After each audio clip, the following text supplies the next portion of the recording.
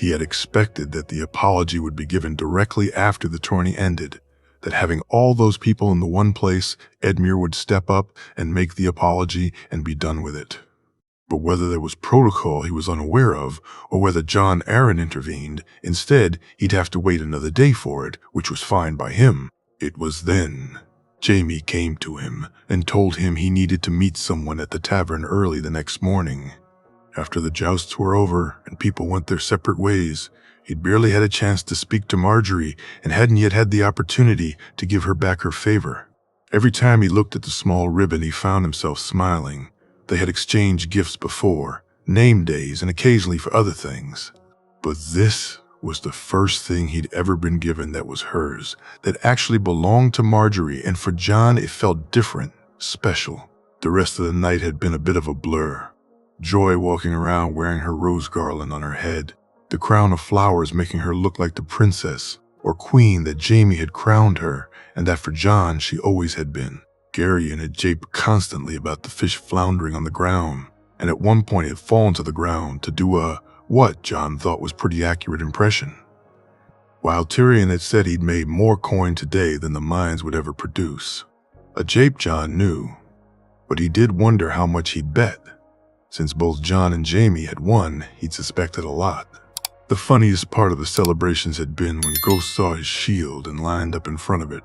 Watching his wolf's mouth snarl as he looked at the shield was something he couldn't stop laughing at.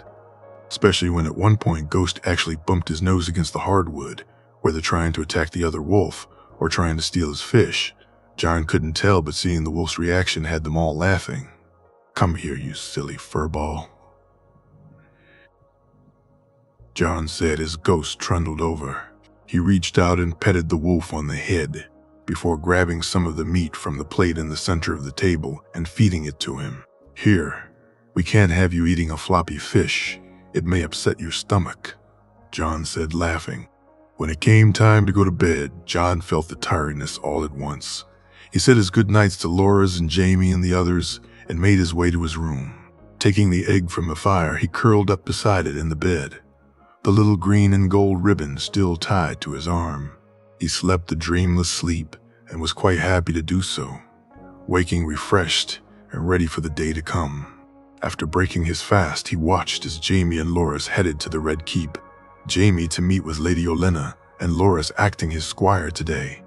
He met Eilers and Jors, and together with Ghost they walked to the tavern. He'd meet whoever it was, and then make his way to the Red Keep to get the apology over and done with. Marjorie had suggested they spend the rest of the day visiting orphanages and handing out supplies, while tomorrow they'd do so in Flea Bottom itself. He wasn't sure which he looked forward to more, helping those who were hungry, or spending more time with Marjorie.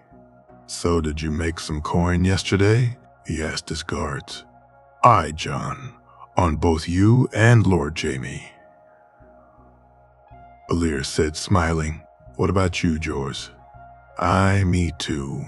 You think I'd let this one have all the fun?" Jors said, motioning to Alirs. "You had us worried, though, when you lost your shield. I thought you were done for. How'd you manage to stay on winter?" Jors asked, "Really? You've seen him on her, the boy's half-horse, aren't you, John?" Alirs said, and they both laughed. When they finally reached the tavern and entered, the serving girl immediately led him upstairs. He nodded to Jors and Ailers to grab a drink and followed behind, handing the girl a few coppers once he reached the door. Knocking. He entered to find Sir Barristan and another man, this one a large, dark-haired man with dark eyes. John closed the door behind him and walked over. Ghost raced ahead of him and went straight to the dark-haired man. John looked on as the wolf sniffed the man before coming back to lay on the floor beside him. "My king, may I present Sir Richard Lonmouth."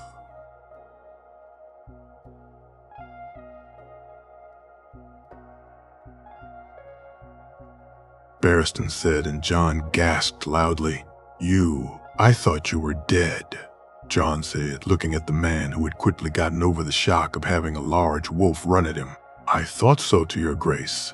It seems I was mistaken." Richard said, smiling brightly. The thoughts raced in John's head. Richard was his father's squire, him and Miles Mouton. For years, the two were as close to his father as John and Laura's are to Jamie. The questions raced through his head, the stories this man knew, the tales he could tell, the things he saw. One thought overrode them all, though. Did you know about my mother? John asked, his voice shaky. Aye, your grace. I did, Richard said sadly. Richard said sadly, can you tell me about them? Were they happy? John said, barely able to speak the words, your father was a melancholy man. Your grace, he was prone to quiet spells when he'd be lost in his mind. At times like that, it was only Arthur who could get through to him. Myself, Miles, we'd get a smile and be sent on our way. But Arthur, he was your father's closest friend, so he'd sit and they'd talk. And after a while, your father's mood would change and things would be back to normal. When he met your mother, though, it changed. He changed. None of us ever saw him like that before. He smiled more, was more outgoing. Don't get me wrong. Your grace, your father was always a charmer. But when he met your mother, he was like that all the time. He was happy. They were happy, Richard said. And John smiled. Please call me John, he said, looking at the man. I cannot, your grace. You are my king, Richard said, and John looked at him in surprise. He watched as Sir Richard stood up and walked to him, before getting down on one knee, looking to Sir Barristan as the knight nodded. I, Sir Richard Lonmouth, do hereby pledge my fealty to the one true king, Jaehaerys Targaryen, the third of his name. I pledge my sword, my counsel, my life in service of his, from this day to my last day. John stood up and smiled at the knight. I vow that you shall always have a place by my hearth, and meat and mead at my table, and pledge to ask no service of you that might bring you into dishonor. I swear it by the old gods and the new. Arise, Sir Richard. John was surprised to see the knight wipe his eyes, the tears falling from his face. He and Barristan gave him a moment to compose himself before turning to speak to him some more. Sir Richard is your master of whispers, my king, Barristan said, and John for a moment was caught unawares. Master of whispers. Why would I need a master of whispers? That's when it struck him. They were all in the great game now. Jamie. He sat in the small solar Olenna had set up as her office. Loras he'd sent to spend time with his mother and sister. His father was absent, already at a meeting with the Hand. Arriving at the Tyrell's rooms, he'd been immediately brought to the solar. Olenna, though in a meeting with one of the Reach Lords, had left word that she'd be along as soon as he arrived. True to her word, he'd not been kept waiting long, and the Lady of the Reach arrived, accompanied by her 2 giant guards. It always amused him hearing her call them left and right. The 2 twins were massive and practically identical. They never took part in tourneys, never sparred, and Jamie couldn't tell if they were incredibly talented swordsmen or mummers, though he doubted the latter. He sat by as Olenna took her seat, a servant arriving with wine and cheese almost as soon as she did. He was given a glass of sweet summer wine, a fine vintage from the arbor, and the cheese plate was placed easily in reach. Lord Jamie. Olenna said, her voice softer than usual. Lady Olenna. He replied and nodded, getting a smile from the woman.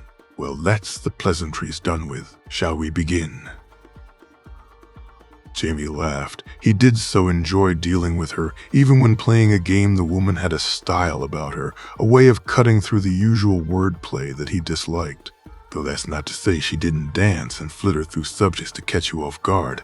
But still, there were no frills with Lady Olenna. She left you in no doubt of her feelings towards you. I think we shall. So, my lady, I'm not sure why you wish to speak to me. Mine own talk with you was rendered moot when Loras told you of our trip north. Loras informed me of your meeting with the Lord Hand.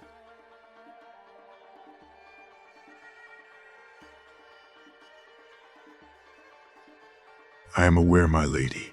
Why, Why, what? Jamie said, smirking. You know quite well what I mean. Why bring my grandson to such a meeting? Why tell him to inform me of it? What game are you playing, Lannister? Olenna's frustration coming to a boil surprised both of them. Do you wish me to be candid, my lady? Jamie said and watched as Olenna huffed in annoyance. I do. Very well. The crown will bleed you dry. My lady, take as much as you can give them and never give you what you wish, and given my nephew's disposition, even should they adhere to your requests, the prize is not worth it. Olenna sat there looking at him for a few moments, the silence in the room unbearable to most, but they both just looked at each other, almost as if they were taking the other's measure, before Olenna began to laugh. You really are cleverer than I gave you credit for. Very well, so should I withdraw my support for the crown? I assume you will not be stepping in to take my place. I will not. This regime, this king, the prince, my sister, all of them are rotten to the core. I served a mad king once. I swore to do better the next time. Jamie said, taking a sip of the wine. So if it's not to be Baratheon, then who is it you willing to support? My lady, there's candid and there's treasonous. Surely this early in our relationship, we should stick to the former. Jamie said, and Olenna burst out laughing. For now, at least, my lord, Olenna said. Aye, for now. The two spoke of trivial matters for a while, both actually enjoying the other's company. Jamie said he'd instruct his brother to increase cooperation on trade, and perhaps even open up the Essos trade to reach goods. When they both realized just how much coin the crown had borrowed from each of them, he saw how Olenna shuddered. When he told her in detail of his meeting with the Hand, he watched as the woman bristled, allowing her anger come to the fore. That duplicitous old falcon, I should go over there and give him a piece of my mind. Olenna said angrily. It took her only a moment to rein in her temper, which Jamie found incredibly impressive, before she turned and looked at him. A question on her lips, one she seemed to discard before asking another which he knew was different. That squire of yours, he's a good lad, Olenna said, catching him by surprise. Aye, both of them are, Jamie said, and Olenna smiled. That ridiculousness during the melee. Loras got hurt, those boys needed to pay. They needed to know what happens when you hurt a Tyrell. What the boy did, John. What he did for my grandson. Should I not get the opportunity to speak to him? Would you give him my thanks? I would, my lady. Though he'd not accept it, the boys are friends. They look out for one another. That's not something you can teach, though you may try. That's down to them, so I'll tell him. But it would shame him to think you thought he did so for favor. You misunderstand me, I know that he didn't. I'm not speaking here as Olenna Tyrell, I'm speaking as a grandmother who was worried about her grandson. It's benefited him going west. I think young John has a lot to do with it, so I'm thankful. Jamie nodded, glad now he hadn't spoken of John's belief that Jon Arryn had sent the boys after him during the melee. Given how Olenna he now knew felt about her grandchildren, Jon Arryn wouldn't last he night should she know. My lady, I do have 2 requests to ask of you. Really, we're doing favors for each other now, are we? Olenna raised her eyebrow, a smirk on her face. I thought we already had, Jamie said, getting a snort from the woman. I'd ask you, wait until you withdraw your support from the crown, my lady, until I return from the north. Wait, why would I wait? At the rate we're supporting them, it would cost us another 100,000 gold dragons to wait until you come back. Then I'll cover the coin, Jamie said, and Olenna gasped. It's that important to you? Aye, my lady, it is. Fine, we'll cover the cost ourselves. Consider it a step to our future prosperity. Together, Olenna said, emphasizing the last word. Very well, my lady. The other. I'd like to add my winnings to John's to purchase more food. Really? I wouldn't have seen charity as your providence. Perhaps not. But what he's doing, what your granddaughter's doing, they're better people than us, my lady, Jamie said softly.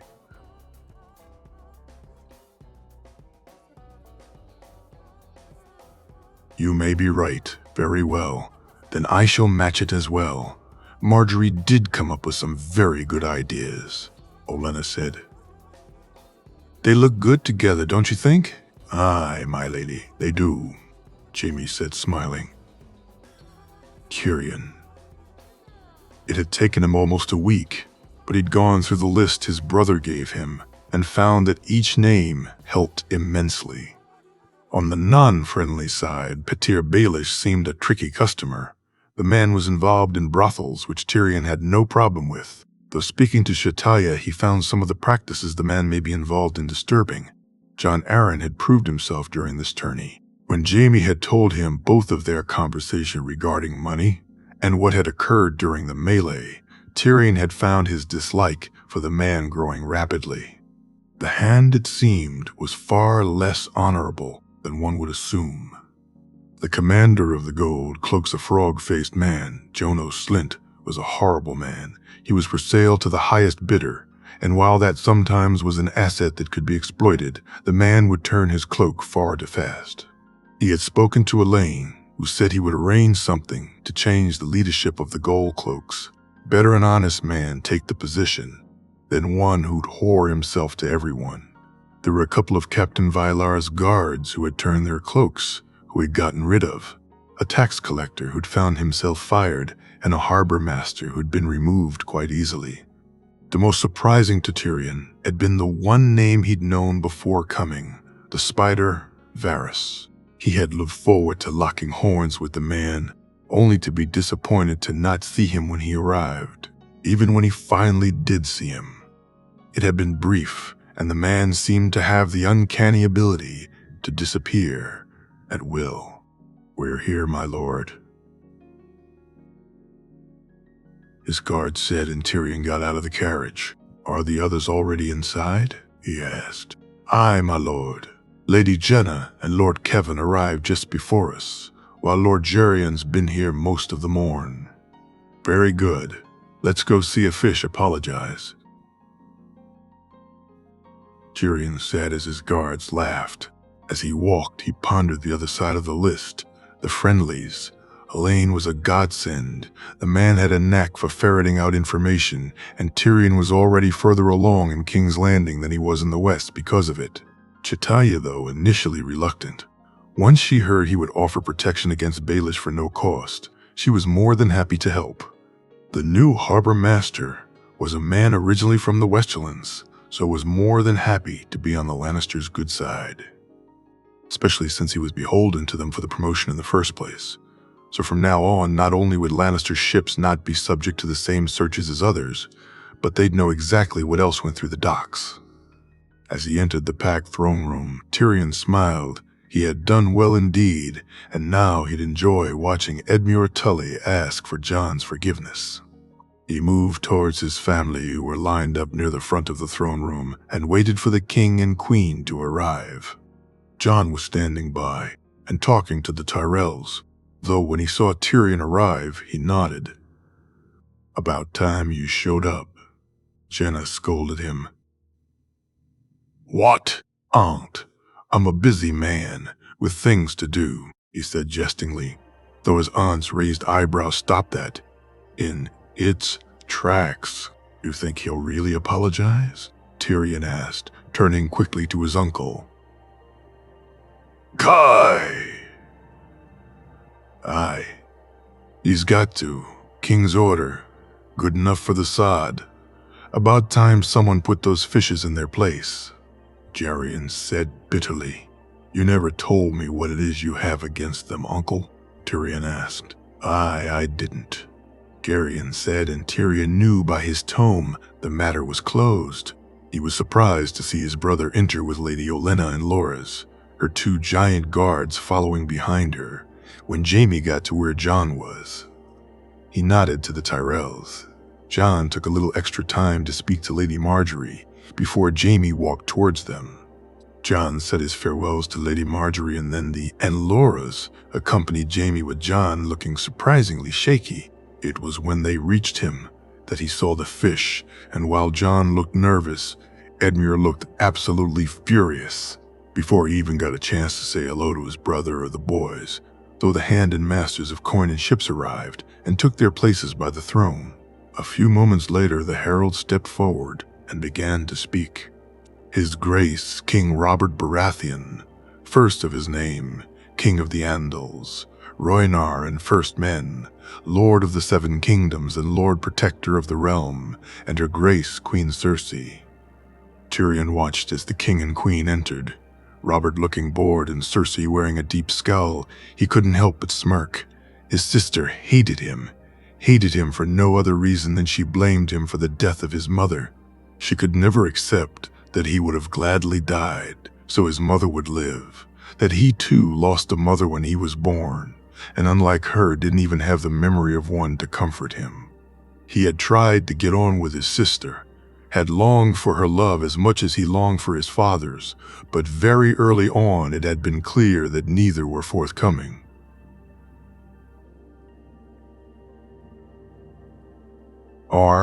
So instead, he took pleasure in knowing she received no love herself, that he now had something she did not, the love of his family. He watched as they sat down, two people who clearly hated each other, both trapped in a loveless marriage, and it was at times like this his own longing for a wife would retreat to the deepest recesses of his heart. "Lord Tully, Jon Snow come before the king," the herald announced, and Tyrion watched them both stand in front of the throne. "Lord Tully, you, having lost a joust to satisfy honor, are now to apologize to Jon Snow as per the ruling of the king," Lord Arryn said, and Tyrion could see the hate in his eyes as he looked at Jon. The silence dragged on and on. Tyrion heard the hushed whispers of the crowd, but still nothing. Not a word passed. Edmure Tully's lips, he saw the king grow agitated in his seat. Even the hand's expression had changed. No longer was he glowering at Jon. Instead, he was looking to Edmure with a beseeching look in his eyes. But still, the lord stayed silent. Finally, a voice was heard, though not Edmure's. "Oh, your grace, it seems Lord Tully's having difficulty apologizing to me. I can understand his hesitation, but as I said, it's not I he owes the apology to, but my mother and father, so I forgo any apology to myself, so long as Lord Tully apologizes to them." Tyrion looked on as the king's expression softened. He looked around the room and saw lords and ladies look at Edmure in disgust, while looking at Jon fondly. "You heard the lad, Tully. Apologize to his parents, and make it a good one, or so help me, I'll have you apologize on your knees."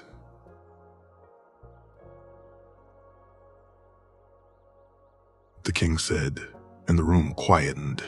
"I, Lord Edmure Tully, am sincerely sorry for the insult I paid your mother and father, and do hereby apologize publicly."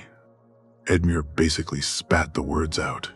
"On my mother and father's behalf, I accept your apology." "Lord Tully," Jon said, and the king smiled at the boy. "My lords and ladies, honor has been restored, and the matter is settled," the herald said, and Edmure turned and stormed from the room. Tyrion watched as Cersei got up and left immediately, while the king spoke to Jon before slapping him on the back and laughing as he left. He turned to his uncle and brother, both looking at the door that Edmure left through. "Marjorie." She walked with her family out of the throne room, only to be joined a few moments later by Jon and Loras. She had been so annoyed at Lord Tully to refuse to apologize to Jon after losing an honor joust, no less. But Jon had taken it in his stride, his parents' honor meaning more to him than his own. She smiled when he nodded to her. "Lord Mace, Lady Allery," he said, bowing to her father and kissing her mother's hand.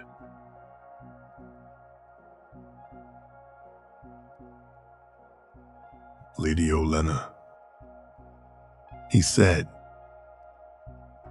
and she smirked when he kissed her grandmother's also, surprised she'd held it out to him. Lady Marjorie. She felt her stomach tumble when his lips met her hand and smiled at him. "Are you all right, John?" she asked. "I am. Thank you, my lady." John smiled back at her. After speaking to her family for a few moments, they finally said their goodbyes. Her grandmother had insisted they have a large accompaniment of guards with them during their trips to the orphanages, and rather than argue, she had agreed. John, however, had only his two, though with Loris's two and with Ghost, they were well protected. As they walked to where the carts were, Ghost alternated between running off and rushing towards her to lick her hand, with no chastisement from John having any effect.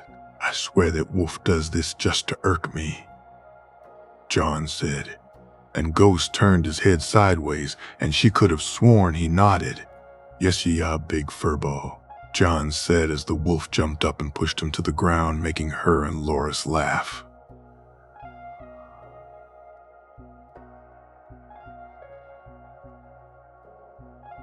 The first orphanage they arrived at almost had her in tears. The children looked terrible. Their clothes were ragged, and they looked like they hadn't had a proper meal in she knew not how long. She ordered her guards to immediately grab the fruit. Apples, peaches, and pears were carried in by the basket load, and together she, John, and Loris began handing it out. Seeing the expressions on the youngest as they bit into a peach or an apple made her smile. "Cans I feels ye a dog?" a small girl asked John as she devoured a peach. "He's a wolf, but yes, if you're very careful," John said, and taking the girl by the hand walked over to Ghost. "He's soft." The girl said, her smile beaming as she touched the wolf's fur. "Aye, he is, isn't he? He's a big furball," John said, and the wolf looked at him and shook his head. Marjorie kept looking from the wolf to John and from John to the girl. She watched as Ghost would look annoyed, but he allowed the children to touch him, more and more coming to him once the little girl had shown it was safe to pet him. She watched as John spoke to the children, and as he handed them food, she and Loris continued to hand out the fruit until everyone had some. She then walked to the lady who ran the place, who was looking on stunned as the bags of food were added to her stores. "I thanks you, my lady. The little ones, they thanks you. This will feed them for moons," the tall, thin woman said, smiling. "Ah!" "What's your name?" Marjorie asked the woman. "Sala, milady. Sala, when this runs out, be sure to speak to Duran at the Tyrell warehouse. He'll ensure you get another delivery," Marjorie said, and the woman almost broke into tears before looking and smiling as John, much to Ghost's annoyance, was now allowing larger groups of children to pet the wolf. "What you and the young lord did here, milady, the blessing of the seven on you both."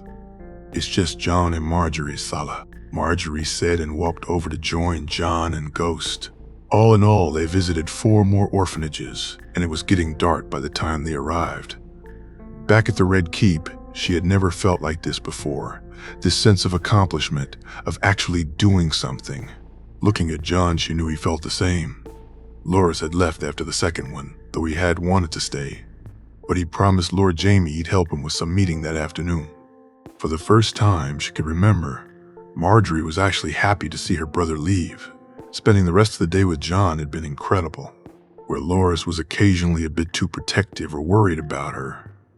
John, though she knew he was concerned also, seemed to allow her more freedom, allow her to decide, while always being there watching. At one point, she had decided to walk around one of the orphanages to see the conditions the children lived in. Had Loris been there, he'd have insisted he came with her. But John had allowed her to walk alone with the lady who ran the orphanage, though she did see Ghost follow closely behind her.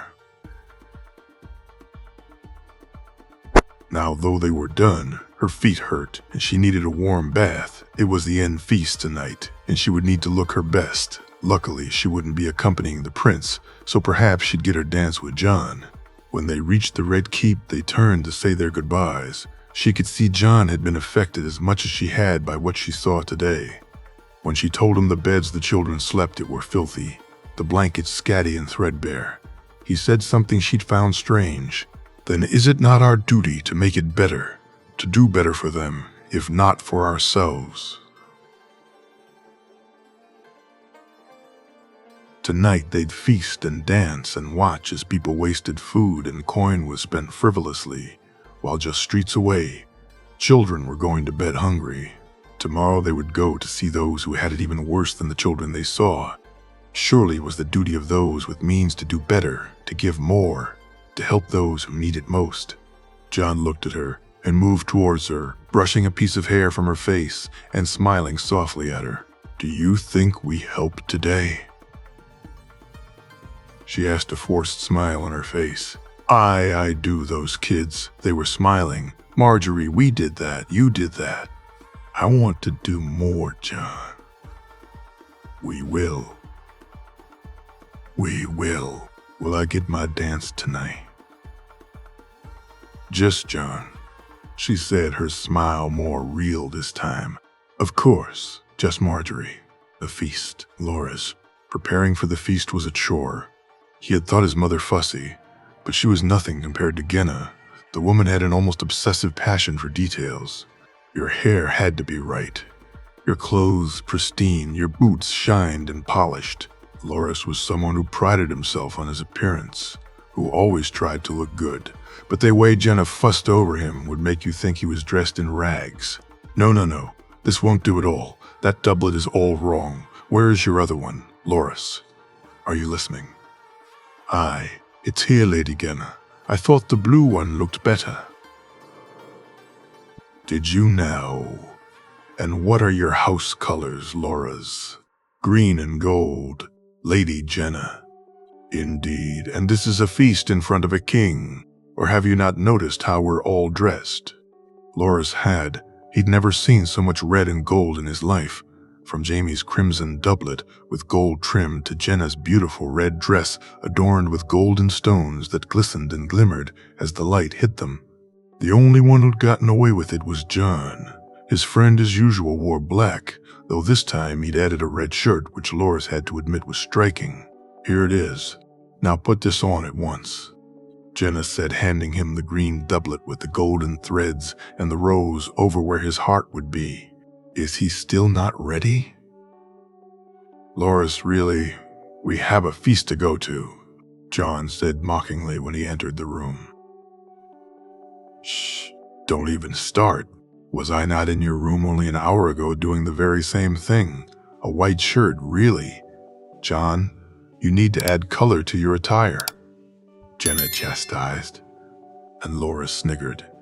After a few more moments, where, to his embarrassment, Genna actually brushed his hair while John did his best not to burst out laughing, they were ready.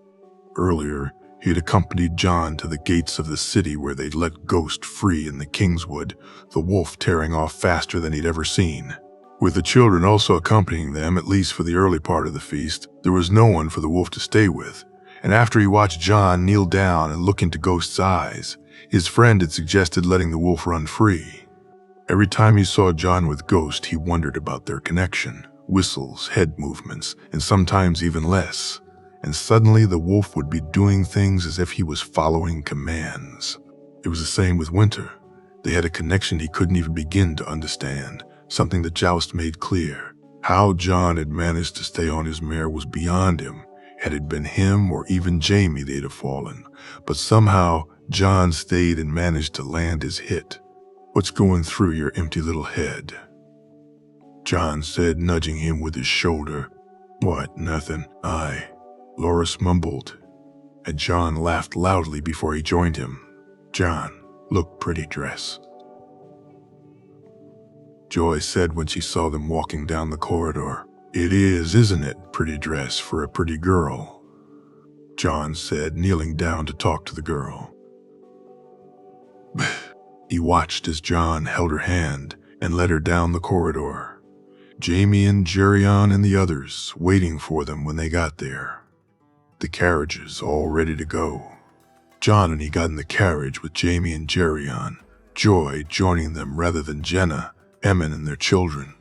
Kevin and Tyrion were in the other carriage with Kevin's family.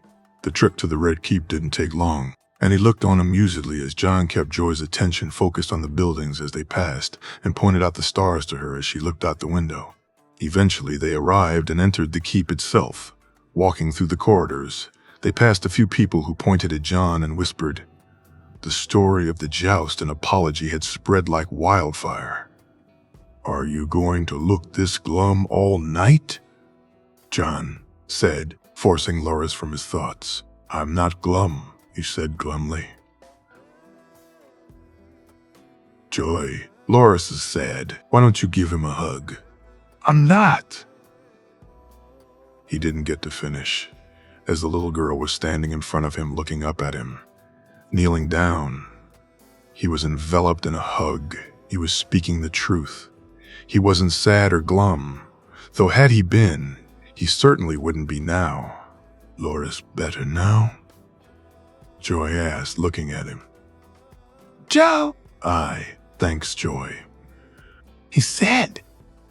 And the little girl smiled before skipping over to Jon and holding his hand as they entered the ballroom. "Jamie." He nodded at Lady Olenna, who was sitting with her family at the front table, their own table placed on the other side of the room, with the Vale and River Lords in the center. Yet again, the Northerners had been placed right at the back, and he looked on as the tall, elegant Daisy Mormont cut a much different figure than before. The Northern woman was fierce on the melee field, yet here in this setting she looked equally at home. Her dress was elegant, and her hair only emphasized just how pretty she really was. He coughed and spluttered when she turned and caught him looking. He'd been lost for a moment, and his composure had left him, wiping his chin. He turned and caught her smiling at him. He nodded politely and smiled back. His uncle tapped him on the shoulder and looked at the Northern woman who was now speaking to her cousin. Jamie breathed deeply and prepared for his uncle's inevitable ribbing. "She's a pretty one, isn't she?" "Oh," Gerion said. Gerion said, Who? Don't give me that. The Northern lass. Mormont is it." "Daisy. Aye, Daisy." "Daisy," Gerion said, and Jamie squirmed at the look on his face. "Will she be, traveling with you when you go north?" Gerion said, and Jamie didn't need to look to know his uncle was smirking. "Aye, the whole Northern party will. Strength in numbers and all that. Convenient that," Gerion said, and Jamie's head turned to look at him. "What is?" "What is? You all traveling together, it's convenient, should knock a lot of time of their journey north." "Aye, it should," Jamie said, turning back to glance at the Northern table again, not noticing the smirk on his uncle's face. Luckily for him, something else grabbed his uncle's attention as it was. Then Edmure Tully decided to make his appearance. Jamie, Gerion, and most of the ballroom, given how quiet it had gone, were surprised the man showed up. Most had expected he'd scurry off to River Run rather than face the embarrassment his actions had brought upon him. But here he was arrogant as ever as he walked to his table. Both he and his uncle turned to see if Jon had noticed.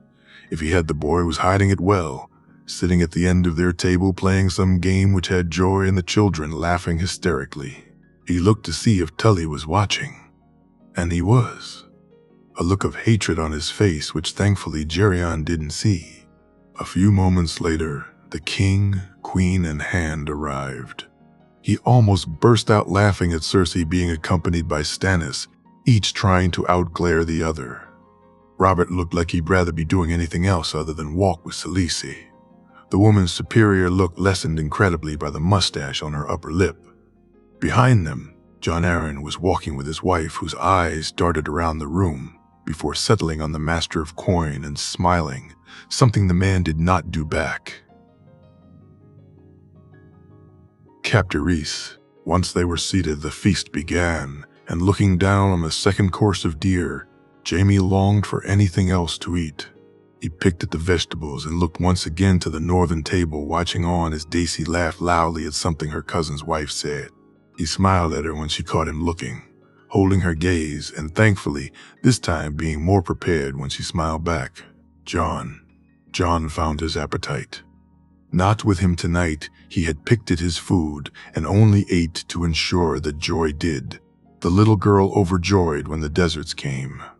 He had spent most of the night playing with the children, while occasionally looking to the reach table to see Marjorie looking over at him, both of them eager for the feast to stop and to be allowed roam the room freely. After they finished their dessert, Jenna led the children to the carriages. John rode back with them to help tuck them in for the night. Once he'd read Joy her story, he walked to his room and checked on his egg. It had been odd the last day or two, the egg for some reason not wanting the heat of the fire. Instead, he'd found a large chest and placed it inside. At night, when he slept, the egg still needed to be cradled though. But John couldn't understand why the fire seemed less important now. He still felt it move inside, still felt it deep inside him. But it was different, almost as if it was at peace or resting for now. Make sure Emmon doesn't drink too much, will you, John? Jenna said when he got ready to head back to the feast. Are you not coming back, Lady Jenna? No, I find I've no stomach for that room for some reason. I'll have an early night instead. Are you well? Do you need me to get you anything? John asked, a note of worry in his voice. No thanks, John. I'm fine. I think I'm just looking forward to going back home. He nodded at her and left to go back to the feast. Jors and Aliers were waiting outside, so all three of them decided to walk. King's Landing at night was a much different place. John wondered where everyone went. The streets empty but for the occasional gold cloak. It surprised him.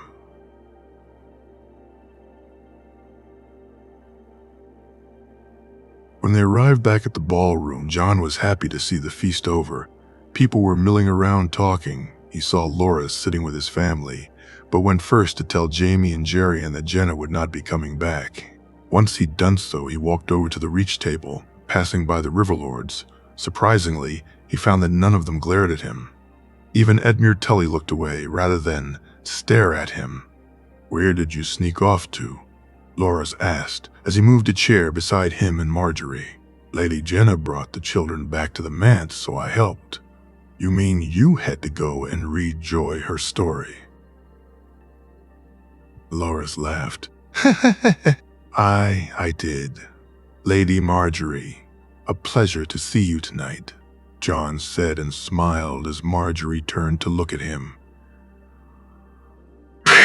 You too, John. They sat around talking for a few moments. Before the tables were moved and the dancing began, John turned to Marjorie, who he found was looking directly at him. He wanted more than anything to ask her to dance, to just not care about propriety or anyone else and just do what he wished to do. But it was Marjorie's reputation which would suffer, not his. Luckily, Loris came up with a solution. I think it'd be nice to explore a little, don't you? Loris asked, his eyebrow raised remarkably like Marjorie's.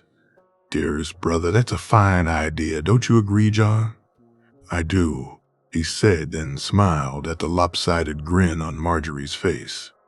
Loris had not come up with this at all. Mother, we're going for a walk, Marjorie said. And John was surprised to see Lady Olenna raise no objection. Very well, sweetling. Make sure you take your guards with you, Lady Allery said, leaving the room. John nodded to the Smallgen, who was giving him a funny look, his eyebrows raised and a smirk on his face. Goatsbane looked ridiculous. Daisy and Linus, he both smiled at them, and John thought they should go speak with them once they came back, something he mentioned to Marjorie, who agreed. Had he looked to the high table, he'd have seen some very different looks sent his way, Lord Aaron and the Crown Prince wearing matching looks of disgust and disdain. John led the way, not sure where he was going. He found to his surprise that he ended up in the same room he had the night of the opening feast. Walking to the double doors, he opened them and led Loris and Marjorie outside. His eyes were immediately drawn to the small hole in the wall where he'd seen Balerion, now sure the cat was the same one his sister owned, the one whose eyes he'd seen her through. Are you all right, John? Marjorie asked concernedly. What? Oh, I'm fine. "I've been here before," John said, trying to shake the images from his head. "When?" Loris asked as they sat down. "Oh, the opening night's feast. Came out here as I needed some air," John said, and looked to Marjorie, who looked back at him and after a moment smiled as she realized why that was. "Well, as fun as this is, I'm heading back," Loris said, subtlety not his strong suit. "Loris," Marjorie said scoldingly. "Da, sorry," he said before quickly scurrying off. He was supposed to be more circumspect than that. Marjorie said with a sigh, "Well, the result is the same, so I don't mind," John said, delighted at the giggle he got in return. "Would you do me the honor of a dance, just Marjorie?" John said, standing up and holding his hand out to her. "It would be my pleasure." "Just John?" They could barely hear the music from where they were. But it didn't matter as they danced for the next few moments. As they moved, John had a sudden thought. One day he'd be able to do this, to dance with her, not here in secret, but in front of everyone, with no fear of judgment for either of them. The thought should make him smile, but it was immediately followed by another. He was lying to her. Not outright, but by omission, by not telling her the truth. He was lying to her. He felt the guilt then.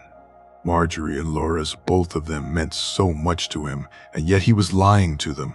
He wanted to blurt it out then, tell them the truth, who he was, who his parents were, but he didn't know if he should. He needed to speak to Jamie, speak to Barristan, someone, anyone. Marjorie noticed the look on his face change, and when he saw her concerned look, he tried to smile and wave it off, but to no avail. "John, are you sure you're all right?" I was just thinking of something," John said, and scrambled to come up with something. Marjorie's shriek forced his thoughts away, though, as he immediately stood in front of her, and within seconds both his guards and hers came rushing out to them. "Are you all right, my lady?" one of the guards said, looking angrily at John. I'm fine. I thought I saw a shape in the corner, a rat or something," Marjorie said.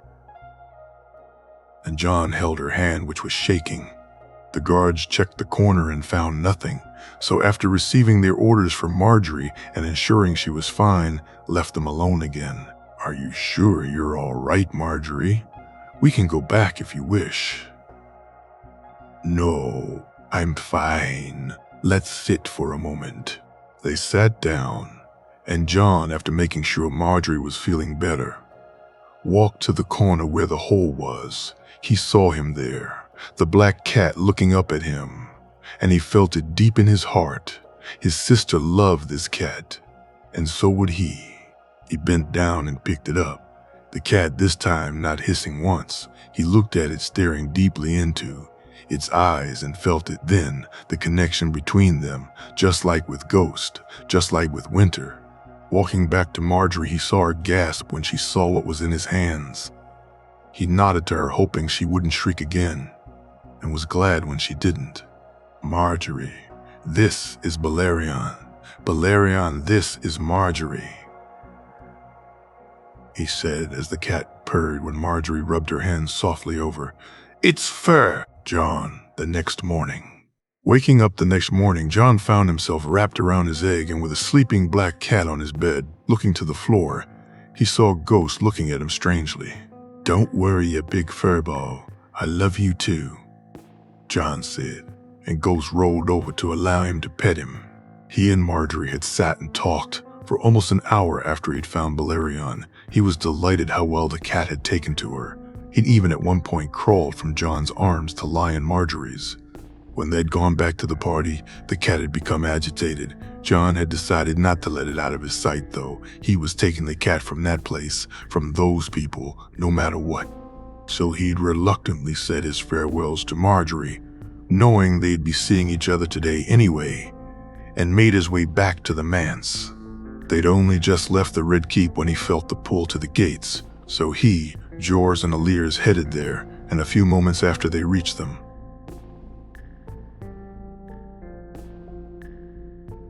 Ghost arrived, his fur speckled with blood from whatever he'd killed. The reaction of the wolf to the cat was unexpected. He thought there may be trouble. But Ghost very gently placed his head on the cat's stomach, and that was it. Nothing, not a peep out of either of them. He got up to get ready for the day, carefully placing the egg back in the chest. He was happy about one thing, since the change. At least now he may not need to lock his doors. He called out to a servant to organize a bath. Both Ghost and Balerion were badly in need of cleaning, so dressing in his worst clothes, he helped fill the bath and went first to the cat. What came out after he washed him was a completely different animal. It was as if he'd cleansed his soul rather than his body. Balerion seemed livelier, more, dare he say, happier. After finishing, he dressed in better clothes, and together with the wolf and cat went to break his fast. He was barely in the room when Joy came over, looking inquisitively at the cat he was holding. "Present for me, John?" she asked, reaching out to the black cat. John watched as the cat practically jumped into her arms to excited giggles from the girl. The cat was purring loudly as its fur was stroked, its head rubbing against her. "Joy, this is Balerion. I need you to look after him for me. Balin, pretty John," Joy said, giggling as the cat licked her hand. "Balerion, Joy," he said. And she rewarded him with a "I just said that" look. "Come, Balon," Joy said, turning, and he couldn't help but laugh as she sat down at the table and began feeding the cat. Ghost looked up at him forlornly, his prime source of bacon and sausages having clearly been usurped. "Come on, Furball, I'll feed you." After breaking his fast and ensuring Ghost didn't feel left out, John decided to speak to Jamie before he went to meet Marjorie. The look on Jamie's face when he saw the cat was one he'd never seen before. Absolute panic. Jamie had practically fled the room and didn't stay to break his fast, heading back to his rooms instead. So John knocked on his door and entered to find him sitting at his desk, looking out the window, unaware he'd even come into the room. "My lord." "My lord," John said. "My lord," he said a little louder after the first received no reply. "Where did you find him?" Jamie said, not turning round. "The Red Teep, my lord, the opening feast, and then again last night. You know whose he was." "Aye, my lord, I saw it," John said. And Jamie spun around quickly. John, noticing the tears in his eyes. "Saw it? How could? What? How did you see it?" "Through Balerion's eyes, my lord. I saw it, saw her, saw what they did, what he did," John said, sitting down hard on the chair.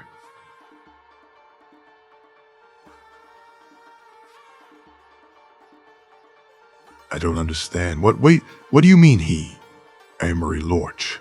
He was the man who killed my sister," John said, and watched as anger replaced the look of sadness that had been on Jamie's face. "I never knew. I mean, there were stories of the mountain, but Rainey's, I never knew who." "I know, my lord, it doesn't matter." "What do you mean it doesn't matter? Of course it matters," Jamie said loudly. "It doesn't matter, my lord, because I'm going to kill him," John said. And Jamie for a second looked taken aback by the look on John's face. "Amory Lorch is mine. My lord, I'm going to kill him, me, no one else, for my sister, for Rainey's." "For Rainey's," Jamie said, nodding. "What about the mountain?" "I think there's someone else who deserves justice too. Don't you, my lord?" John said. And Jamie nodded. Olenna. When she told her granddaughter what Jaime Lannister was doing with his winnings, and that she would match the donation, the hug she got from her almost strangled her. The smile she got, though, made even Olenna's cynical heart feel something. Her granddaughter was too good for this world. She'd make a perfect queen. Ever since her conversation with Jaime Lannister, she'd gone back and forth over what to do. She would work closer with the Lannisters, grow strong together. But would that be enough? When she withdrew or threatened to withdraw their support from the crown, things would become clearer. Would Jon Arryn finally come forward with a betrothal offer? Would she accept it, given what she knew of the prince? Looking at her granddaughter, she knew she would never allow her marry that monster. But he wasn't the only prince, was he? Perhaps a compromise could be met. Grandmama, I'm off to meet Jon. Are you sure you won't come? Me go to Flea Bottom. Are you serious, child? Why, I'm of a mind to forbid you from going. Grandmother, Marjorie said determinedly, I won't. But don't think I haven't considered it. Now go run along, and please be careful, sweetling. Olenna said, and Marjorie kissed her cheek before rushing off. Once Marjorie had left, Olenna began to go to work. She had letters to write and ravens to send, one to Ned Stark in the north. No doubt Jaime Lannister would let them know about the visit, but he was bringing her grandson, and she would ensure the Lord of Winterfell treated Loras as was due his station. She also wanted to speak to Willis once she returned to Highgarden. It was time to find out what the dragons in the east were up to and what their connection was to Jaime Lannister. After spending an hour writing missives, some benign, some not, she sent a servant to bring her son to her. While she would of course only share minimal information with Mace, he still needed to know her thoughts. Otherwise, he'd give the crown everything to make Marjorie queen. It took him far longer than it should, and by the time he got there, Olenna was fuming, though what he said when he sat down calmed her. I'm sorry, Mother. I was seeing Marjorie off. Mace's face was so full of pride that she couldn't bring herself to chastise him. I hope you sent enough guards with her? Oh, I did, Mother. She has more than enough. Good. Now we must speak on the crown. Of course, Mother. I'm pressing as hard as I can. I believe we'll be getting the word soon, Mace said, and Olenna shook her head. I don't, Mace, so I want you to press harder. Tell Jon Arryn that our support is not guaranteed. Tell him we must look to our own people. Olenna said, and Mace nodded. Use those exact words, Mace. You understand. I do, Mother. I'll do as you say. I know you will. I know you will. When Mace left, Olenna found herself at a loss. Trying to figure out what to do for the rest of the day, she hit upon an idea. Calling Left In, she told him to have her litter readied. A trip to Flea Bottom may not be such a bad idea after all. Jon. Meeting up with Marjorie, Jon was surprised to see just how many guards she'd brought with her. His own too seemed pitiful in comparison, though he'd not exchanged Jorahs and Illyrs for anyone else. Marjorie looked embarrassed at the numbers herself, though Jon knew her family were only ensuring their child's safety. What surprised him most was the look on her face. She was more excited than she had been even yesterday when they visited the orphanages. Jon. I have the most wonderful news, she said, her smile beaming. What is it? Wah. Grandmother just told me Lord Jaime's donated his winning to us and that she will match it. We'll be able to help so many more people. Jon, think of all we could do. Not just food. We can do other stuff also. Healers, better supplies for the orphanages. We can get books and toys for the children. Aryask, she said excitedly. Jon was stunned. Jaime had won 20,000 gold dragons in the joust. If Lady Olenna was matching, that it would be 40,000 gold dragons they'd have to spend on the people of King's Landing. That was incredible.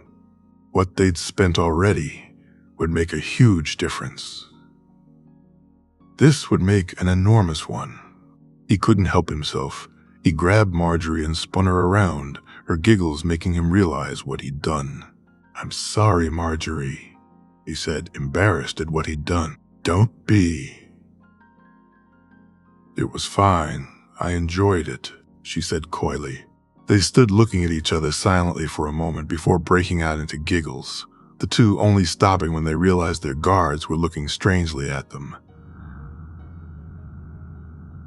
When Ghost pushed against him, he figured they should probably go do what they came for. Though on the journey to the building in Flea Bottom they'd rented for this, they occasionally looked at each other and the giggles started again. When they arrived at the building, the guards in their procession of carts quickly drew a crowd. John looked to Marjorie, and she nodded for him to stand up and speak. As he did, he could hear whispers in the crowd. "It's the White Wolf. It were. Him who beat the fish. What's it doing here?" John coughed, and Ghost stood up fiercely beside him, quietening the crowd. "Men and women of Flea Bottom, my name is Jon Snow, the lady here beside me," he said as Marjorie stood up. "Is Lady Marjorie Tyrell. Why should we care what you're called, boy?" A voice shouted from the crowd. "What you doing there?" another said loudly. "You're right. You shouldn't care who I am or even who Lady Marjorie is under normal circumstances. But here today you should. Would you like to know why?" John said and watched as curiosity replaced some of the questioning looks which had been on most faces. "All right then, tell us already," a voice said, causing even John to laugh along with the crowds. "For too long, people have cared little about those who live here. They've spent all their coin on fine wines and fine clothes, not caring that here people grow hungry, children going to bed crying because their bellies were empty. After winning the duels, I was given a prize, 5,000 golf dragons. What should I do with that prize? Should I spend it on more fancy clothes as others would do, or should I come here and do what anyone should do and help those who need it most? I choose to come here to help. Lady Marjorie and her family have chosen to come here to help. So starting today and once a week, for as long as we can, we or the people we send will come here to help." John held up a parcel. In it were dried foods, some fruit, some meat, enough to last a week or so, signaling to a woman holding a little girl by the hand. He motioned her over. "What's your name?" he said to the little girl, who looked to her mother.